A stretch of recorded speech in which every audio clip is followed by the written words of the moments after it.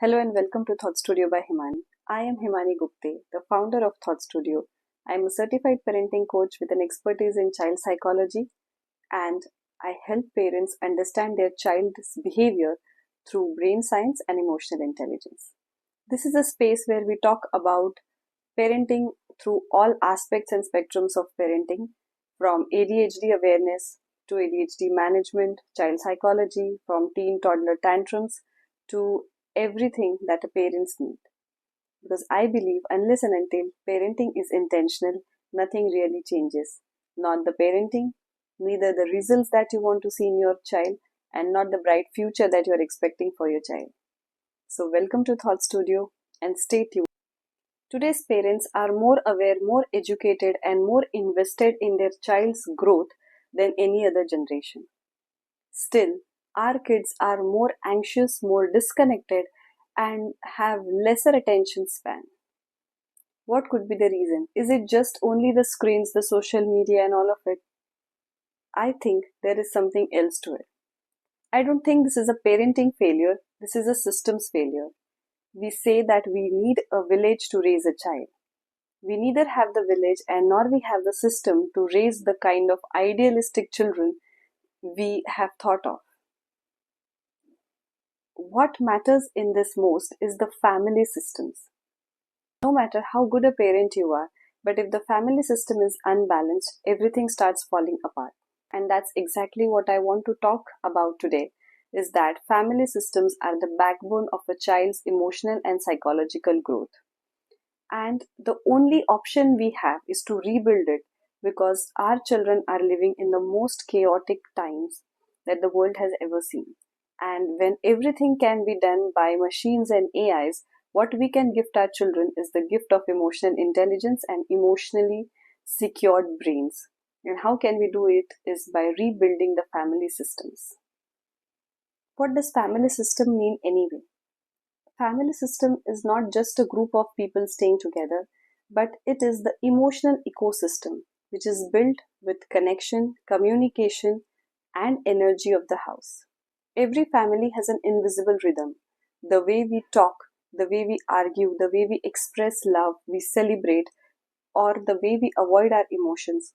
Every child is silently learning this from the ecosystem, and they are building a perspective about the world and themselves. Children just don't learn from our words, but they absorb the emotional energy of the house, and that is what becomes their internal world. That is how they build a perspective towards themselves and whatever they want to see outside.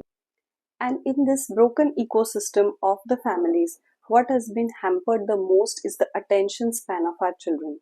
We see our children distracted so easily these days because we are more digitally connected, but we are disconnected in our relationships. We are rushing from morning to evening, from schools to their classes to our offices to achieve everything. And we hardly have time for the real connection. That means having meals together, having following a small family ritual, reading together, slow evenings, tea times. We have lost all of it. And somehow we have normalized this kind of lifestyle and we have normalized the stress that comes with it. But what we have lost in all of this is the attention span, the golden currency of our children that is going to stay with them forever. Technology has made our life easier, but it has fragmented our attention. Parents are overfunctioning, so children are overstimulated, and that somehow we have lost the natural rhythm of the house. That is the calmness, the quietness, which was always there for all the generations. This is not something specific to this particular generation, but somehow we have managed to blame everything on the children. We see children more distracted, so we say that these children don't have attention span. We see them more dysregulated, so we have named and we have labeled their behaviors as difficult. But what actually is lacking is the basic rhythm of the house, the calmness of the house, which was always present for all the growing children in previous generations. When there is no rhythm in the house, the child's developing brain naturally goes into survival mode. And that is how we see lack of patience in this generation, lack of resilience. They cannot accept a no.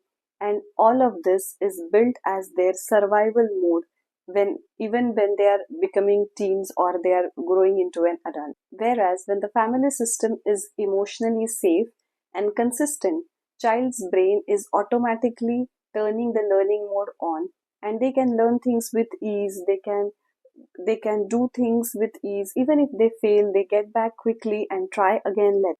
Things like predictable rhythms, bedtime rituals, mealtime rituals, weekend rituals, anything that is specific that fits to the family works for the child's developing brain. But when the home feels chaotic all the time, the child's brain is struggling to just feel safe. And that is how we see that a lot of kids, in spite of having all the facilities given by the parents, are not able to focus, are not able to study well or do well in sports, even though you are trying to give them the bestest. So the reason is not just the concentration issues, but a dysregulated home. So what does this healthy family system really look like? According to me, these healthy family systems are not about being perfect, but it is about being intentional. Some signs of setting a strong systems are shared emotional responsibilities like shared meals, hugs, bedtime stories, or few rituals that are specific to your family, clear emotional rules that parents always lead and children always listen respectfully. Emotional safety rituals like it's okay to make mistakes, we discuss the mistake, we repair, and we get back from it. We accept it and we repair. Predictability, children know what to expect. So if even if they have done a mistake and they are coming to you, telling you about the mistake, for example, the child has lied and they have come to you and told you that I have done this mistake, they know what is going to happen. So that creates a sense of calm and trust in the child. So this kind of rituals are extremely important for the family to set the tone of emotional safety, and this set the emotional roots of your child which are going to be with them for lifetime. So how do we rebuild this family system? Rebuilding a family system can start with not being perfect, but start with awareness. So what you can do is ask yourself a question: does my home feel calm or chaotic? Do we really connect or we just coexist? Do our children see us repair, love, laugh, cry in this house so that they can learn these natural emotions from us? Start small. Create one family ritual together, like a shared Sunday meal, cooking together, a gratitude evening, or tech free nights, anything that suits your timing and the flexibility of your family. Start small, but consistency heals. So be consistent in your practice, because when the parents slow down, parents are intentional about it, the family system regulates. And when the family system regulates, the child is going to thrive in that environment.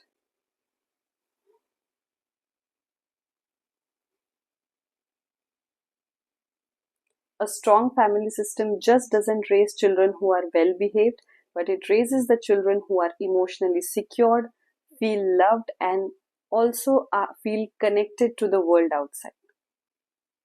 Thank you for being here. If this resonated with you, do like, subscribe, and share, because the more we understand our family system, the more we build resilient and good humans that can nurture the future generations.